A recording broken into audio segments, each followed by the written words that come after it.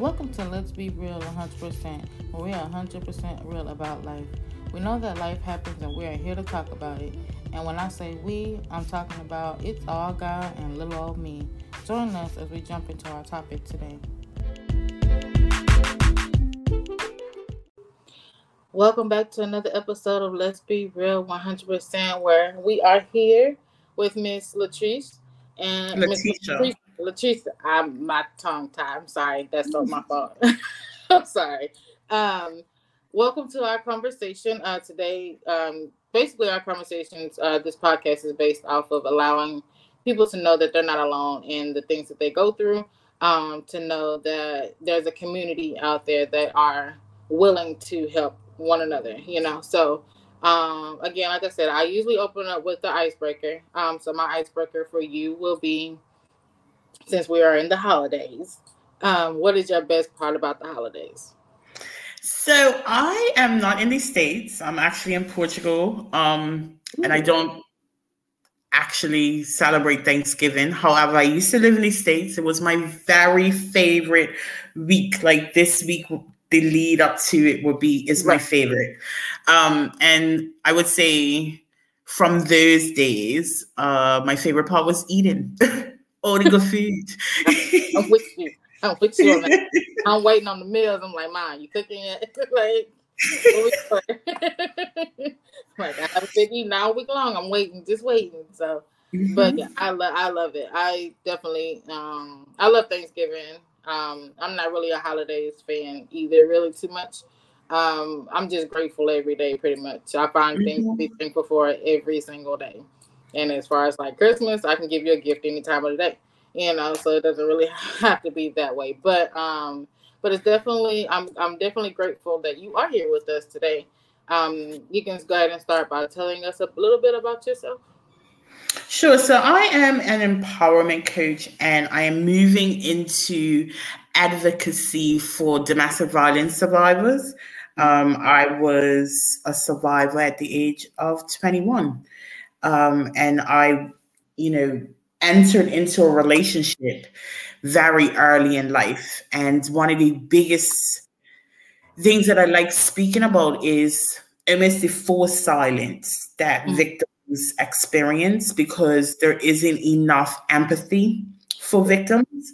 And there isn't enough safe spaces for people to open up to what is going on in their life, So, and that's very important for me to just bring awareness, get people to think differently about how they handle victims, because oftentimes victims don't get help simply because of how they're judged. Yes. I could definitely, I can relate to that. As far as not being able to open up, because again, there's a lot of spaces that are not safe, and then there's spaces that just people who just want the money that comes out of it. They're not like really passionate about really and truly helping the person that is in need. So like when you went through your process or whatever you're willing to share, how did you get through it? Like what was your mind and how did it lead up to those things? So I entered into the relationship that I was in at 14. I was running away from parental neglect. I wanted someone to see me, right? Which I think allowed me to be vulnerable to this man who at the time was twice my age. So when I started in the relationship with him, he was 28. I was controlled from early, but I couldn't see it because to me, it was this guy showing me attention, everything that I want that I'm not getting. I thought that was love, and I end up marrying him, even though the relationship was abusive and I was aware of the abuse. Like the very first time he put his hands on me, I left. I broke up with him and I left. Okay. But I ended back up in that relationship with him because of what was going on in my household. That was my escape. As bad as it was, that was my escape. And when I was 21, after being married for 2 years, he stabbed me one night. And I think that was the realization that I really was in a dangerous situation. I was really in a dangerous situation. And being aware that if someone truly loves me, they aren't picking up a knife. Right. You know, they're not going to threaten my life in that manner. And I laughed, I went back, I laughed, I went back. But I think always knowing the fact that this man who claims to love me essentially tried to kill me was what allowed me to exit that relationship. When I told him I wanted a divorce, that's when things got really dangerous. Because I think at that point he realized that he lost control. He stalked me. I had to get a restraining order. And I, in a very naive way, thought that by leaving, it will all be over. Right. You know, but it took me 10 years to rebuild my life. And those 10 years was 10 years of heartache and heartbreak because I ended up in very similar relationships. I wasn't being controlled, but there was still some level of abuse there because I didn't know who I was. So I tolerated a lot, you know, and because I didn't have safe spaces to share with people what was really going on, I just lived in shame. You know, I ended up in a relationship with an addict who was married. I didn't know. I was with this guy for 3 years, living with him. Oh, wow. And I couldn't escape because I just left this almost 8-year relationship that was horrible. And now I'm right back in another horrible relationship. I didn't have anyone to go to and share my experiences with. So I had to navigate that alone. And it wasn't until I ended up getting arrested on my job because of something one of my boyfriends had did that I realized I'm responsible and not in a way that like makes me a bad person, but everything that had led up to that day was as a result of the decisions that I made. Right. And before that, like I would happily say I'm a victim, you know, I've been through this. But it was this reality that you made a decision that got you where you are today. And all of your life, you've made decisions. And it wasn't until I was able to take ownership for my part. Right. Like I wasn't responsible for the abuse. Right. I wasn't responsible for the manipulation. But I didn't know myself enough to know what I wanted. And that was my responsibility. Wow. Wow. That's I've never heard that in that way before. I've always, you know how people always say, well, it's not your fault, it's not your fault, it's not your fault. And they take that, which is right. It's not your fault. But at the same time, like you said, you know, the decisions that you made as a young person, not knowing who you were, your true identity, you know, you ran away from it before you can even find out what it was. And you know, swept under somebody that you know, of course, you know, thought loved you. So it's like you didn't really have time to really even like get molded to where who you really were. So you was created into something, into an abused victim. And like, and that says a lot to where you said, you took responsibility of your part. You know, I did this. I ran away. I didn't want to be a part of this toxic, you know, thing that was going on here. So I just ran away and just found something, you know, and then whatever they did added to the stuff that I already did. So I've never really heard it like that, which makes total sense. So like when you were going through all those relationships and stuff like that, like what did you do? Like how did you start realizing that you really needed to get away and start something fresh? I think all of these situations that I have found myself in, I always, in the back of my mind, felt like I shouldn't have been in them. Mm-hmm. Right. Like but I think when you don't know yourself, you settle for what you don't deserve. Right. Right. So I think, like, I always had like, this is not my forever person, or, I'm just in this to get out of something else. Right. And I think once I made that realization, it was about me spending time getting to know who I was, what my values were, what I actually wanted out of life, right? Right. And I'm always like, I'm an alpha female, right? I'm a person that always takes control. Right. And I Right. think that it was that realization that by being a victim, I'm actually giving away my control, right? Like, I'm resigning myself to the fact that life is happening to me and I'm not happening to life. And for me, that didn't sit right. I want to Right. be in control of my life. You know what I Right. mean? So Right. for me, it was just really just spending time getting to know me, and in that process, getting to know what I didn't want. So what And did then that? being able to set boundaries so Right. that I didn't find myself back in those situations. Right. Right. Mixed. Exactly.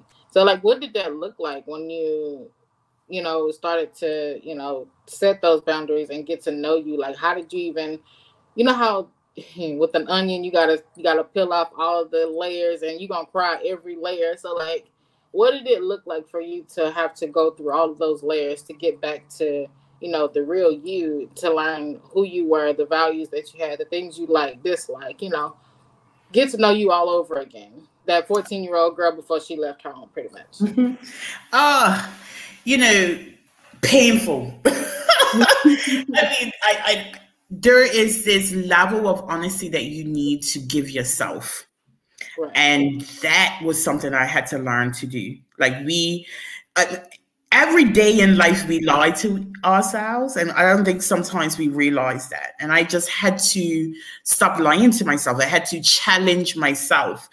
I had to commit to myself. There were things that I wanted to do in my marriage. Like, I wanted to go off to college. I wanted to do this. And this man is telling me that I couldn't do it.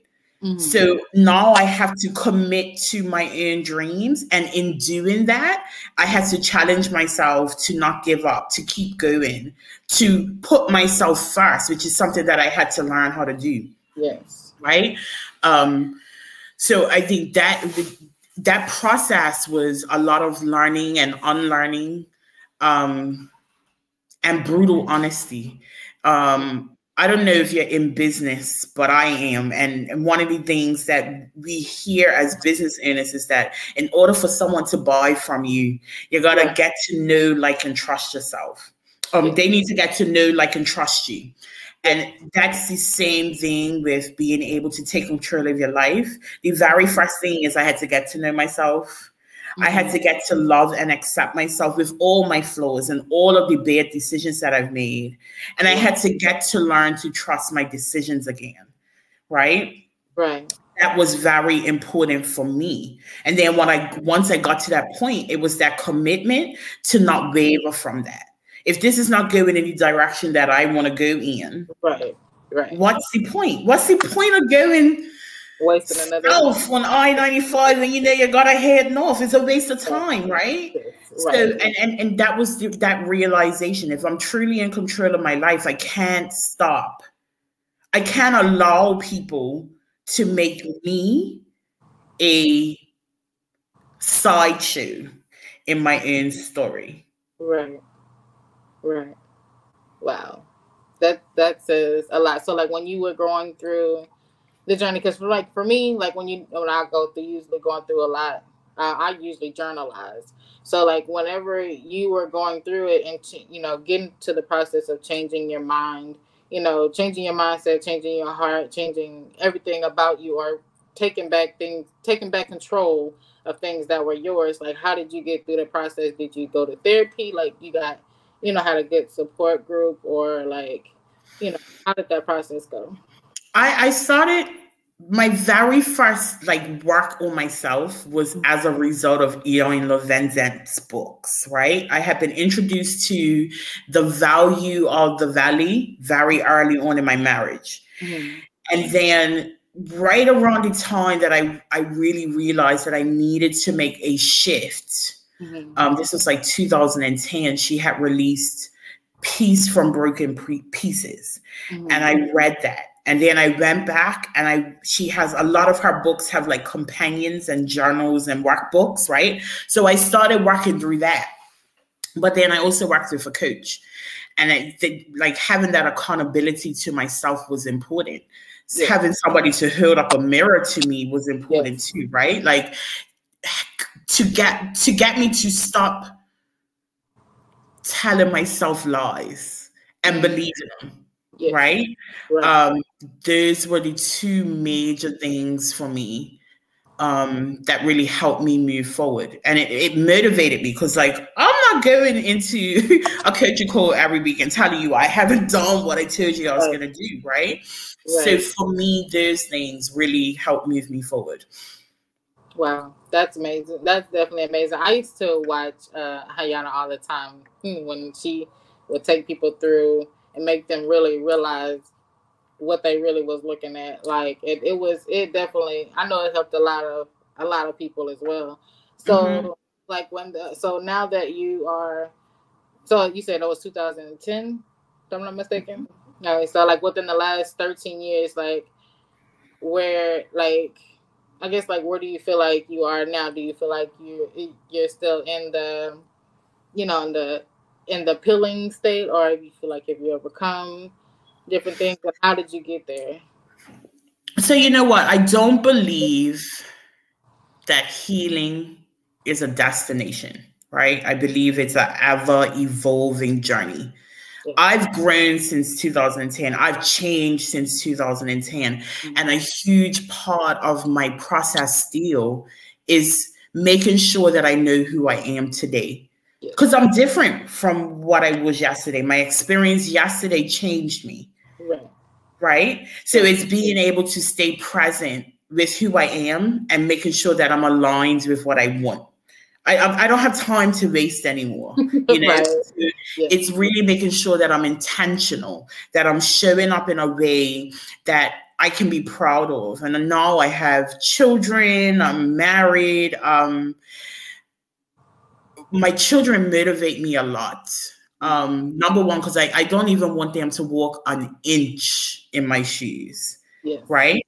But then also I have to be conscious that I'm showing up in a way that they can emulate and I'm proud of it. Right?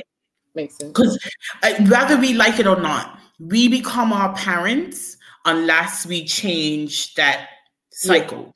And I had to see at some point where I was like my mama, where I was like my daddy, what I didn't like, so that I can change it and be a better parent, So it's just being intentional every day to be better than yesterday and to stay true to myself, no matter how hard that gets. Because in this society, nobody wants you to be real, right? Nobody wants you to be yourself. Everybody wants you to be this carbon copy of something else. And it takes a lot of courage to step out and be authentic in this filtered world of nonsense. Of fake, non-reality, right? It's fake for sure. Because I was telling somebody earlier, it's like I'm not one that's gonna be like on social media one way with a bunch of masks on and then turn around and try to be something else. Like that's a lot of work. That's just too much.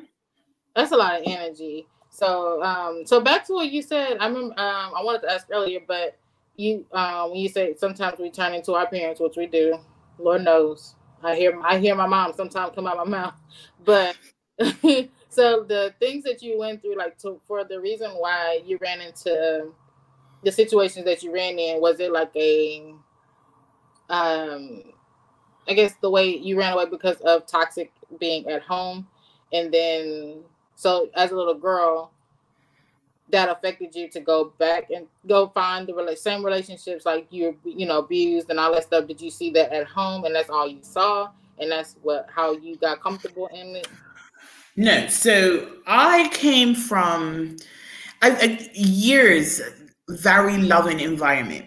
My Okay. parents split up, and both of them married people that didn't want anything to do with me. So they created these family units, and I was in between. No, I didn't have a space. Right. That there was a lot of emotional neglect. My parents didn't see how much I needed them, right? And one of the things that really added to me feeling unwanted was when I was 7, my daddy told me that the reason they got a divorce was because of me, right? That is a very heavy weight to carry as a child when you don't understand it. Right. And so for me, that's what it was. And when I look at the relationships, particularly the toxic ones that I've been in, it was my daddy. You know what I mean? Like I was gravitated to these men that were very much like my daddy, even though he wasn't abusive. It was that lack of emotional connection, you know.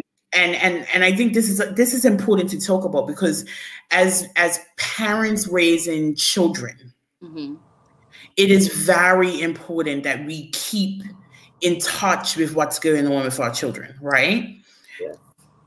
The fact that neither one of my parents saw how much I needed their attention made me very vulnerable to the world, because anybody could have came in and told me something that I wanted to hear. And I would have been Play-Doh in their hands. And that was simply because I wasn't seen by my parents. You know? And you felt, and I don't, at this stage, I don't blame them. I have a great relationship with my mother. I don't have a relationship with my father at all. But and the only reason why I have that great relationship with my mother is because she took ownership. Love it. We owe our children that, because they didn't ask to be here. You know what I mean? And being able to have a mature conversation at 30 something with my mama, and just letting her know how her actions impacted me, and her simply saying sorry was good enough for me to move on. Right? Yes. I like that. I like that, because for you to be able to, I know I'm a believer. That's just me, straight across the board. For that connection to come back full circle. You know, for your mom to come back and even say, like, it's hard for people to say I'm sorry. Like, especially I know in our culture, it's hard for us to say sorry, because, you know, we don't want to be that one, we were wrong, or, you know, just, I don't know. It's just hard for us to say sorry. So I definitely understand that part. And I'm grateful that you do have that relationship with your mom, because I know it does help you with how to conversate with your own children, because the things that we go through, you know, trickles into our youth as well. I know back then people didn't really talk about a whole lot of stuff, you know, and then our parents, they couldn't talk to their parents because they were going through stuff. Like, it was like a generational issue that was going on, and it affected us now, you know, and then you know, if it's not fixed by now, then it's going to affect our next generation. So I'm really, really glad. I'm definitely really, really glad to hear that part.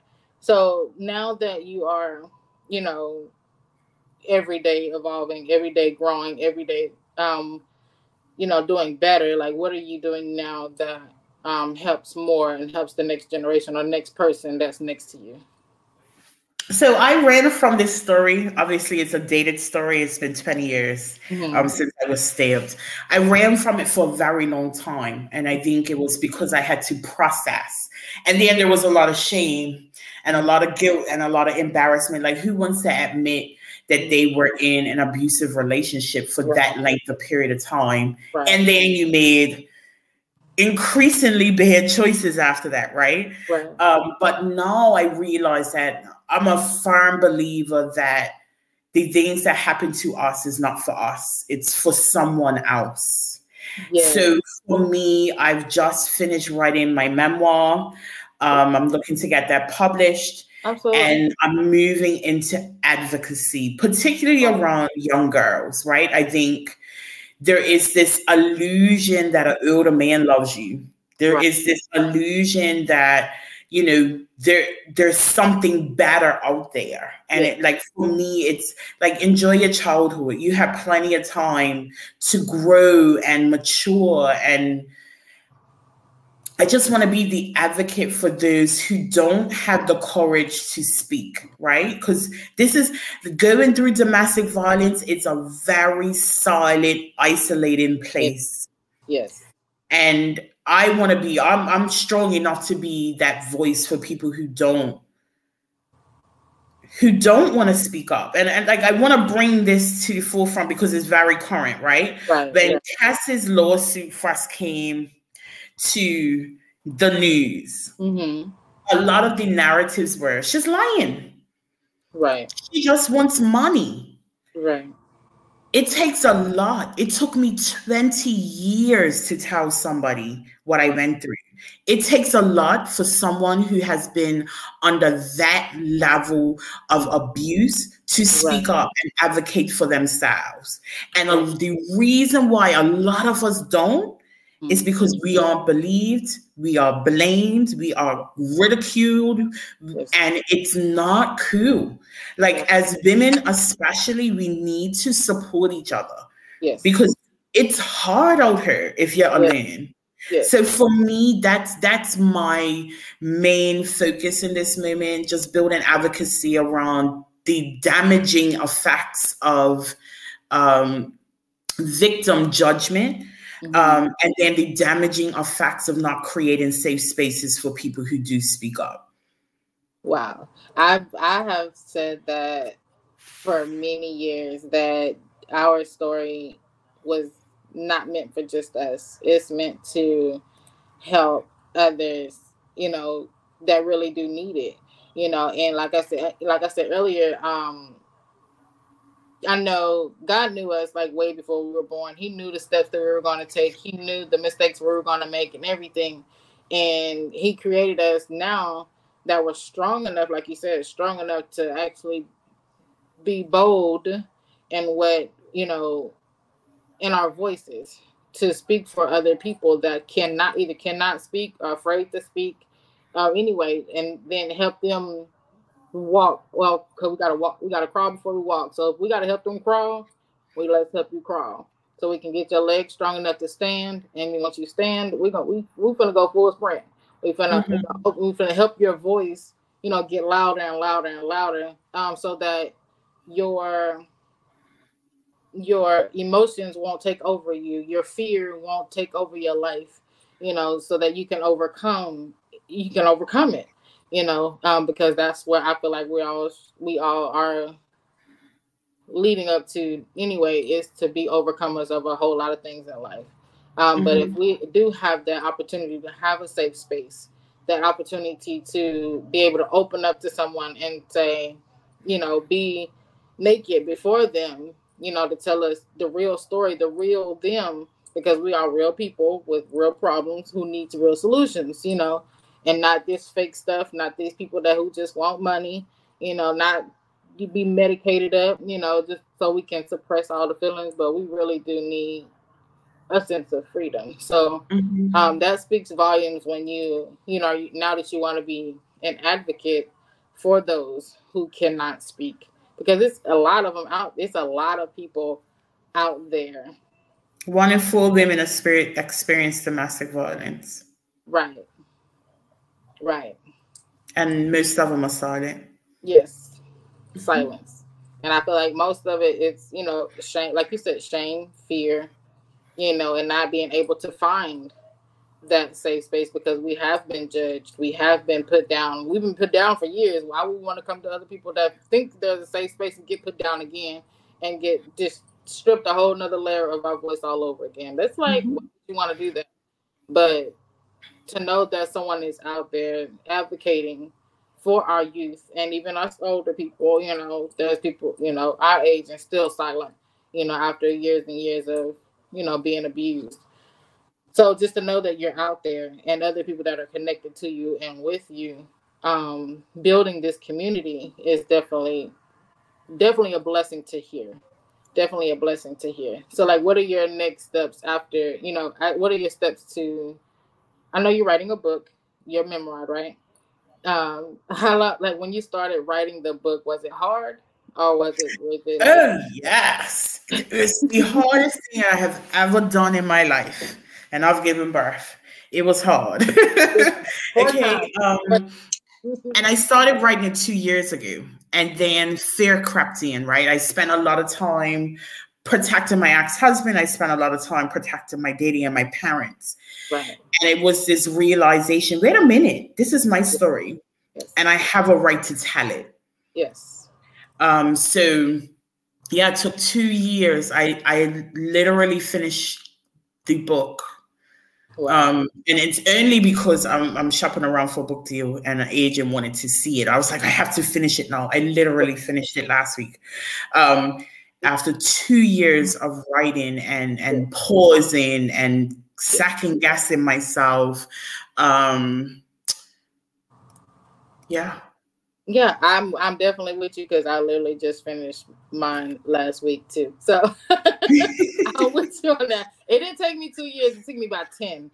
Only because again, that shame and that fear, of what people will think about me when they read it, because you're gonna know who I am vulnerably when you read it, and then when you read it, don't be surprised if you see your scenario in there as well on how you affected me.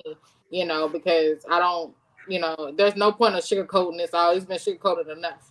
Let me just be real. Let me be free. And as I was writing the book last week, typing it up, I was so anxious to get it done. Like you, like I need to get this done. I've been dragging my feet this long, but I had this sense of peace. I had this sense of freedom.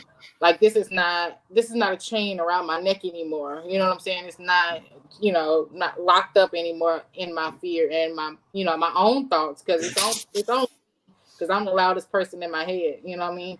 So I'm with you. I'm with you on that. I'm glad it only took you 2 years though. It took me 10. You know what I mean? But we're here now. We're here now, and now we just gotta, just put it out there and just let it be. And then also again advocate, speak up, stand firm on, be confident in who you are and whose you are, because your past is not who you are anymore. You know what I'm saying? The people that had control over you is not you anymore. You're like, you don't even phase me no more. Like I'm good. Like you made me who I am. You made me a strong Black woman. Okay. That's what you helped me to realize what I really was. So I'm excited. I'm floored. I'm excited, and you gotta let me know when the book comes out, when everything comes to play, because I'm definitely gonna support it. I'm definitely gonna boost it. So I appreciate that. absolutely. So like, what? So do you have any like, last words of encouragement to for that person who's out there who is going through the same thing you went through or similar? What advice can you give them to, become as strong as you or better? I think it's just important to prioritize getting to know you. And I think once those pieces fall into place, other things will fall apart because you then become committed to who you are as a person, as opposed to needing validation from someone else. And I think if you can make that first step with really committing to knowing who you are without a shadow of a doubt, I think that's your first step in moving away from the things that you don't deserve. Absolutely. I definitely agree with that. And then to the one who have tried before and feel like they failed more than one time, and they feel like, this is just what this is for my life. There's nothing else I can do. Like, what would you tell that person? So life has a really funny way of making sure you learn a lesson. And I always say that if at first you don't learn, you'll Yes. be taught over and over again. So if you are finding yourself in repetitive situations, you need to step back for a second and ask yourself, what is the lesson here? And learn it. Because if not, that's gonna be your life, girl, until you get it. That's just so true. And it's all on you, right? Like, as much as we want other people to support us and be there for us, we are responsible for us. Yes. And no one's going to want more for your life than you do. Yes. Agreed. So don't leave it in anybody else's hands. Take control. Yes. Take ownership. Yes. Absolutely. Absolutely. Are there any like resources that you may have that you would like to share so that they can, either reach you or, if they need help or anything like that? Do you have any? I don't have any resources at this time because I'm still I'm building this new brand, right? I have another business. So when it's available, the best way to connect with me is on Facebook, and you'll see it drop when it's ready. When it's ready. Definitely. I'm definitely gonna follow so I can stay stay in the loop, because I want to be able to help you advocate for those who are the unspeakable, the ones that don't have a voice as well. So I'm here for you. And this is, like I say all the time, for me, I can tell when I have a lifetime friend. Just saying. I appreciate it. Yes. I'm definitely. It's all about sisterhood. I just think, we spend too much time alone. We need to lean on the resources that are available. Yes. Yes. And I always tell myself, I've been in the box way too long. It's time to branch out, time to move around, time to start to connect with real people, so that we all can build this community together. Because the stronger we are, the better, the more we can overcome. So I'm definitely with that. So, like I said before, I once everything is sent off, I will definitely be linking you in so that you can, share, do, and also advocate the more with this. So I'm definitely grateful, and I really appreciate you taking out the time to come and conversate with me. And I definitely enjoyed it, and I learned so much for sure. And I hope that you truly have a great, I would say you don't do holidays, but you have a great rest of the week. Thank you. You enjoy every bit of food you put in your mouth this week, and think of me as you eat. I am. I'm trying not to do too much, but I'm just saying it's only twice a year, so I mean, what can you do? I don't know, but I definitely, again, appreciate your time, and definitely, we will be definitely staying in touch for sure. Okay, thank you. Yes, have a good day. You too. All right, bye. Bye.